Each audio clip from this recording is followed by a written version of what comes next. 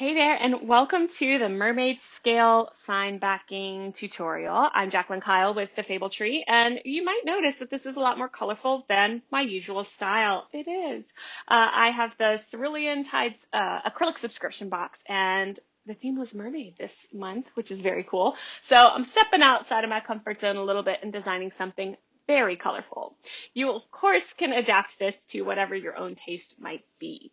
So the first thing I want to do is come up to View, Show Grid, View, Snap to Grid. And what that does is it lets us use the arrow keys to kind of nudge things over 1/8 of an inch at a time. This is important because we are going to create a mermaid scale that then repeats. And so we want the measurements to be really precise and we don't want any overlapping. So let's just start with a 2" by 2" circle. You can make this a nice mermaidy blue if you would like, and then remove the stroke. All right, we're paying attention to that red slash that indicates an empty stroke rather than a white stroke. Okay, zoom in a little bit if you would like. And then I always like to just kind of nudge things over with the arrow and nudge it back just to make sure that it's exactly where it needs to be. Now I'm going to copy paste, and you see it did not come in specific or precisely on a grid line, so I did the same thing. Nudge it up and down, side to side until it is just perfectly in place. And the reason that this is important is because we want this little spot right here, we want it to be lined up but not overlapping to where, either of these is kind of deleting material from the other one. All right, and then we're gonna just paste one more. Let's change the color of it just so that you can see it a little better. And I'm gonna go ahead and just change it to a silver. This is actually gray, but that'll indicate my silver acrylic later on. And we wanna nudge it into place. Now, in this case, we want it to basically be 1 inch up and then perfectly centered between these two. All right, so if you want, you can go ahead, select these bottom two, object group, then select all of them and come over and do an object align, horizontal align center. But again, since we've got our grid line, it's not really that difficult because you can just nudge it and make sure that everything's where it's supposed to be. At this point, we want to take our grouped teal circles, and if you don't have yours grouped yet, do it now. Then do object, arrange, bring to front. Okay, now if you're looking at this silver bit in the back, you can see that it's starting to look like a mermaid scale. Okay, let me just be clear. There are many, many ways to make a mermaid scale shape, but this one works. You're going to select all of those and then use your Pathfinder panel to click to minus front. Now, if you don't have this panel visible, come up to Window, Pathfinder, all right, and it'll bring it up. Okay, now we have a scale, and it's not just any old scale. It is a scale that fits perfectly perfectly into a pattern. Okay, so you can see, in fact, we're going to just do that real quick, that the measurements are such that you can repeat this over and over and over again. So let's do it. Copy and paste, nudge it up, not up and over.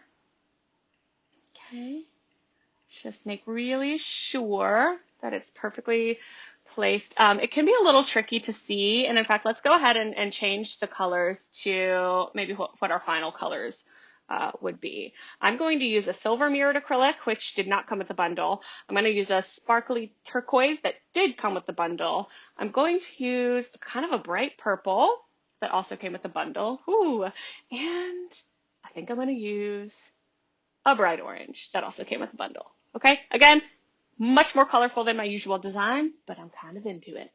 I may decide to cut this orange color out of a pastel acrylic instead, but we'll see. All right, so at this point, when you have these colors chosen based on whatever materials you have on hand, you can go ahead and copy and paste. And again, we still have our snap to grid on so that everything is exactly where it needs to be. You'll see that we're creating sort of a repeating pattern of silver, teal, purple, orange. All right, and you can keep that going. Let's see here. All right, don't worry if it goes off the canvas. We're going to resize everything in the end. You can do the same thing over here. Just want to make sure that when you're lining these up that your pattern maintains itself. And that's because we're actually going to, at the end, copy out all of the scales of the same color into their own little file and cut them all at once. And I don't want to do it like this. I want to shift it over one so that you don't have a teal directly on top of a teal. Okay, so we're kind of shifting it like that. All right. Uh-oh. Thought I just copied and pasted. There we go. And just fill up as much of the canvas as you think that you might need. Again, pay attention to your patterning. And here we are. I think I'll do one more and pop it up here. And again, I'm just going to make sure that my colors are alternating as I see fit. All right, excellent. Now you can get rid of whatever you think is extra. You can scale your pattern down a bit if you want. Choose one of your scales and just look at how big that scale is going to be. These are going to be 2 inches by 2 inches, and I think I might only end up with, I think I'm going to do a 6-inch circle. So I actually want to make this about half of its current height. So it's currently 13 inches tall. I'm going to resize it to 6.5 inches tall, making sure that my proportion lock is on. And there we are. Okay, so at this point, our grid line is not necessarily quite as useful, except I think that since we halved it, all of these are just exactly 1 inch. So yes, actually we're good, and which is nice because I want to add our new little, I want to add one more little row of scales now that we have sized them down a bit. Okay, so let's just, again, make sure that our teals and our silvers are where they need to be, and we're good to go. Control or Command A, object group, and that way this is operating as one, okay, which is important for the next step. You can scooch that over for now. I'm going to create another ellipse and do a 6-inch by 6-inch ellipse, in other words, a circle, and let's see here. Go ahead, we'll wait on that. All right, so select everything and then just horizontal and vertically align center.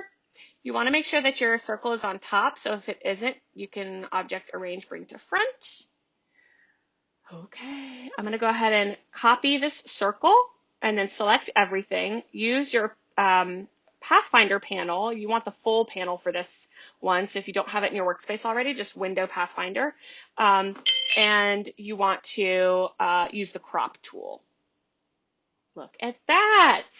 All right, and now we're going to hit paste. You can edit, paste in place if you'd like, but it's not important at this moment in time.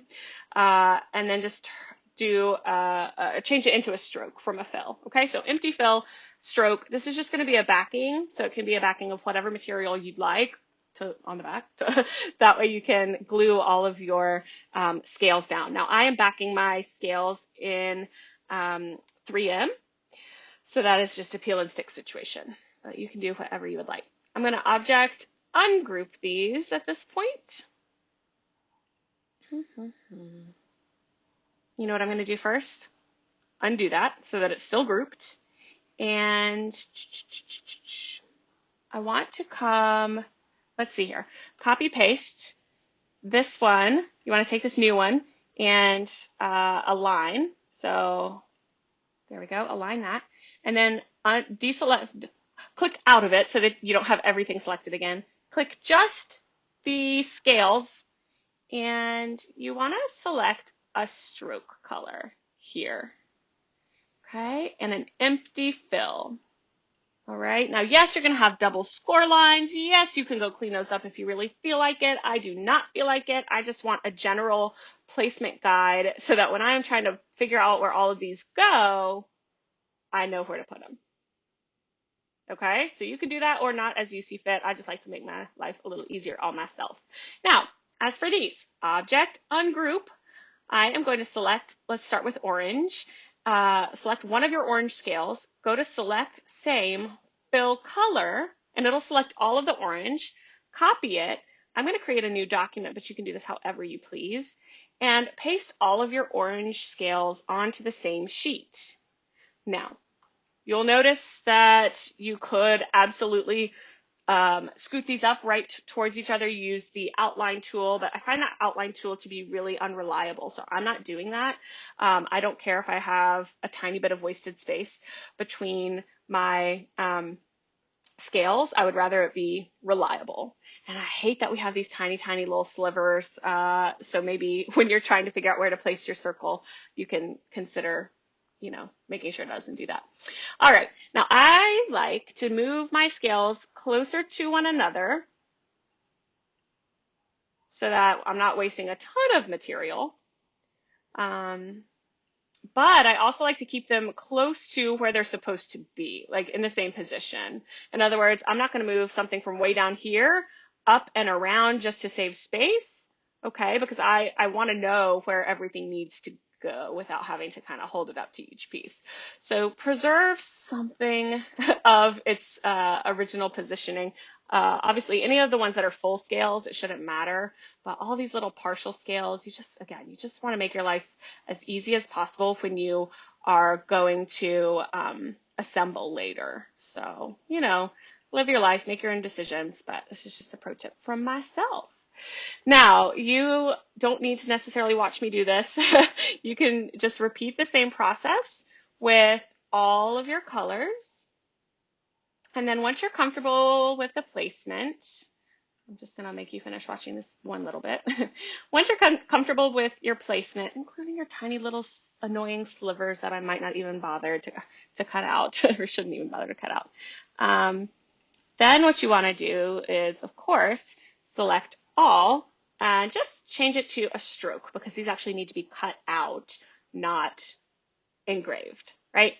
And once you've got that, you want to go ahead and just save it. So I'm going to say Mermaid scales orange acrylic. You can name it whatever you'd like, but I really recommend using something descriptive. And then once you've,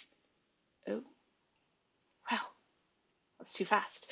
Once you've saved it as an Illustrator file, you want to go back and save it as an SVG and make sure that you've got 1.0, turn off responsiveness so it doesn't resize on you, and repeat the process for all of those other colors, okay? And I actually even like to come back to the original document and hit delete.